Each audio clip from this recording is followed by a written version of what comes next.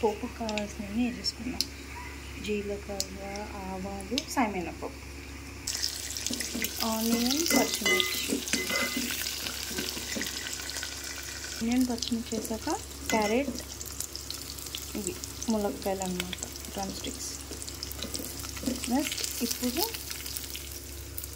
ఇది యాడ్ చేసుకుందాం. తర్వాత టమాటా యాడ్ చేసుకుందాం. సొరకాయ యాడ్ చేసాం, టమాటా యాడ్ చేసాం, కొంచెం సాల్ట్, పసుపు యాడ్ చేద్దాం. సాల్ట్, పసుపు వేసేసాం కదా, సో ఇది కొంచెం మగ్గాలన్నమాట.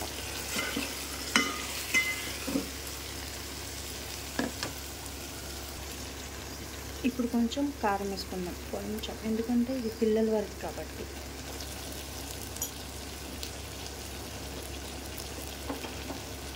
ఇంత వేస్తూ ఇప్పుడు కొంచెం వాటర్ వేసుకుందాం. పులుసు వేసుకునే ముందు కొంచెం వాటర్ వేసుకుందాం.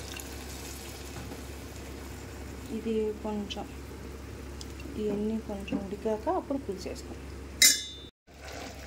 కొంచెం ముక్కలు మగ్గాయి కదా, సో ఇప్పుడు మనం చింతపండు పులుసు వేసుకుందాం. కొంచెం వేసుకుందాం. చింతపండు కూడా అంత మంచిగా కావాలి పిల్లలకి. సో ఇది కరుగుతూ ఉంది. ఇప్పుడు ఇలా బాయిల్ అవుతుంది అన్నమాట. ఇలా బాయిల్ అవుతున్నప్పుడు మనం కొత్తిమీర వేసేద్దాం. కొత్తిమీర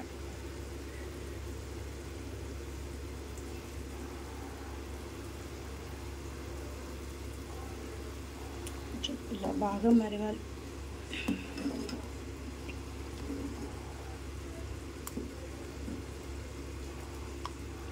కొంచెం మరిగాక ఆపేద్దాం.